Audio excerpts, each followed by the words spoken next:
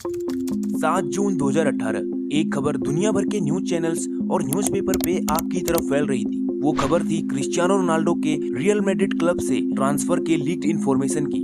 दुनिया भर की वेबसाइट्स पर रोनाल्डो के ट्रांसफर की अफवाहें होने लगी, लेकिन ये अफवाहें हकीकत में तब बदल जाती हैं जब ठीक एक महीने बाद 10 जुलाई 2018 को रियल मैड्रिड के ऑफिशियल साइट से क्रिस्टियानो रोनाल्डो का ट्रांसफर अनाउंसमेंट किया जाता है। रियल मैड्रिड से रोनाल्डो के अचानक ट्रांसफर ने पूरी फुटबॉल कम्युनिटी को शॉक्ड रख दिया, क्योंकि रोनाल्डो पिछले 9 सालों से रियल मैड्रिड क्लब की तरफ से खेल रहे थे और इन 9 सालों में 8 साल लगातार क्लब के हाईएस्ट गोल स्कोरर रहे। अपने 9 साल के क्लब कैरियर में क्रिस्टियानो रोनाल्डो ने रियल मैड्रिड को टोटल 16 ट्रॉफियां दिलाई थी, जिसमें ला लीगा के 2, यूएफा चैंपियन लीग के 4, कोपा डेल रे के 2, सुपर कोपा दे एस्पेना के 2, यूएफा सुपर कप के 3 और फुटबॉल क्लब वर्ल्ड कप की 3 ट्रॉफियां थी।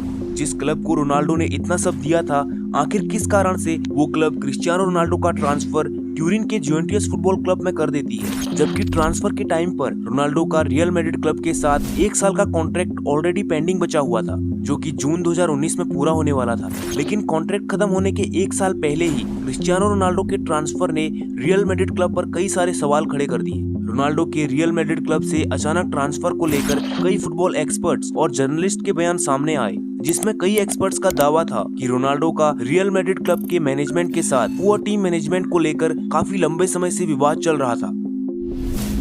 लेकिन इस कहानी में ट्विस्ट तब आता है जब रोनाल्डो का स्पेनिश टैक्स डिपार्टमेंट के साथ चल रहे टैक्स फाइलिंग केस की इंफॉर्मेशन पब्लिक में लीक होती है। दरअसल रोनाल्डो के ट्रांसफर से ठीक 1 साल पहले 13 जून 2017 को स्पेन के टैक्स डिपार्टमेंट के ऑफिशियल्स रोनाल्डो को एक लीगल नोटिस भेजते हैं। उस नोटिस में रोनाल्डो के पेंडिंग टैक्स फाइलिंग की बातें लिखी हुई थी। लीगल नोटिस के अकॉर्डिंग रोनाल्डो को 2011 से 2014 के बीच करीब 17 मिलियन यूरोज का इनकम टैक्स फाइल करना था, जिसे रोनाल्डो ने इमेज राइट्स और ब्रांड वैल्यू से कमाया था। लेकिन रोनाल्डो ने अपने इमेज राइट से हुए इनकम का एक भी पैसा टैक्स के तौर पर जमा नहीं किया था। करीब 1 साल तक चले लीगल केस के बाद 2018 में कोर्ट रोनाल्डो को दोषी ठहराती है और 18 मिलियन यूरोज के साथ 2 साल के जेल की सजा सुनाती है। 2 साल के जेल की सजा रोनाल्डो के करियर के लिए एक डिजास्टर साबित हो सकती थी, लेकिन रोनाल्डो का कोई क्रिमिनल बैकग्राउंड ना होने और next 2 year non violence criminal activity के एग्रीमेंट पर साइन करके 2 साल की सजा को फाइन में कन्वर्ट किया जाता है और रोनाल्डो स्पेनिश टैक्स डिपार्टमेंट को 18 मिलियन यूरोज का फाइन पे करते हैं।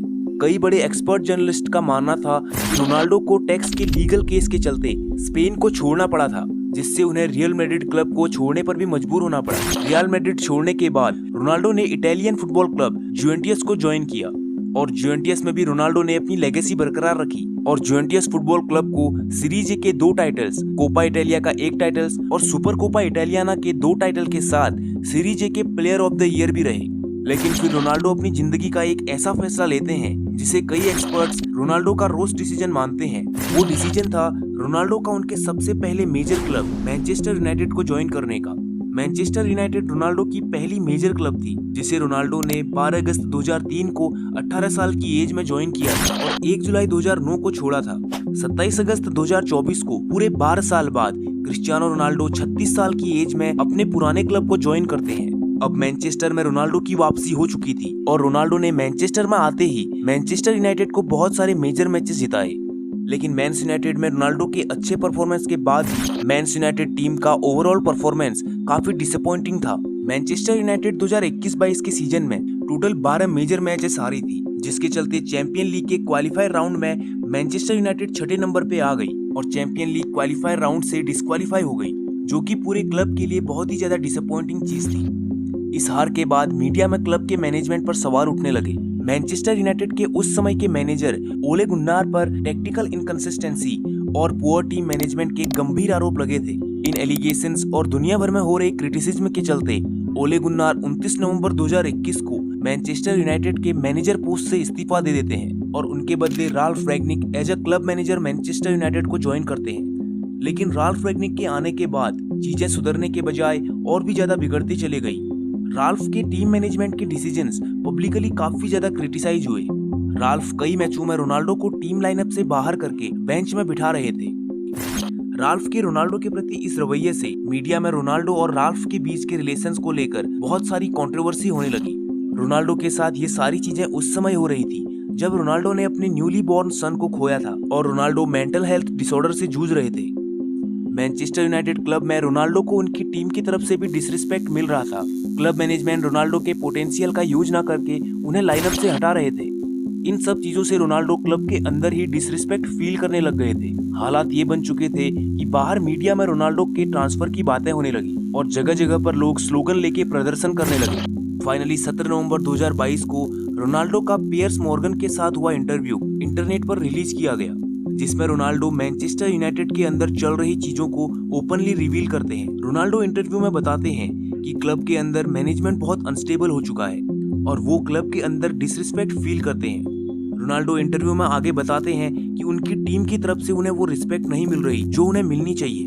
रोनाल्डो ने क्लब के मैनेजर के बारे में भी खुलकर बातें कही और कहा कि मैं राल्फ के पुअर टेक्टिकल डिसीजन से असहमत हूँ। राल्फ के मैनेजमेंट में क्लब अनस्टेबल हो चुका है और टीम को अपस्टैंड नहीं मिल रहा। They're trying to force you out. Yes, not only the coach, but the other 2 or 3 guys there around the club. At the senior executive level. Yes, that I felt betrayed. And you think they're trying to get rid of you?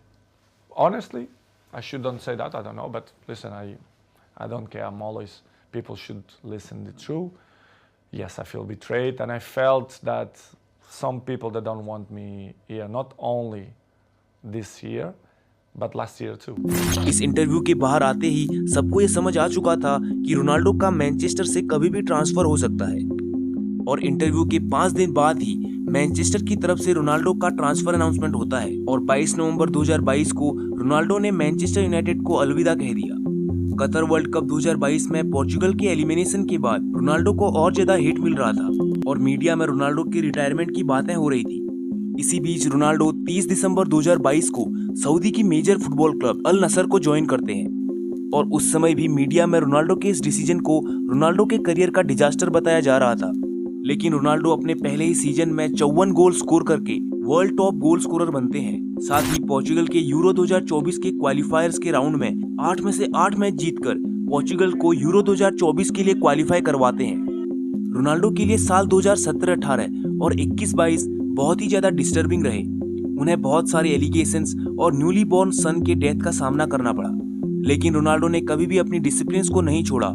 जहां football के एक striker के average retirement age 30 से 34 साल होती है, वहीं आज 39 साल में भी रोनाल्डो के पैशन और डिसिप्लिन का लेवल अनमैच्ड है। फिलहाल रोनाल्डो सऊदी के क्लब अल नसर से खेल रहे हैं। रोनाल्डो का अल नसर का कॉन्ट्रैक्ट जनवरी 2023 में 2.5 साल के लिए किया गया था, जो कि जून 2025 में पूरा होगा।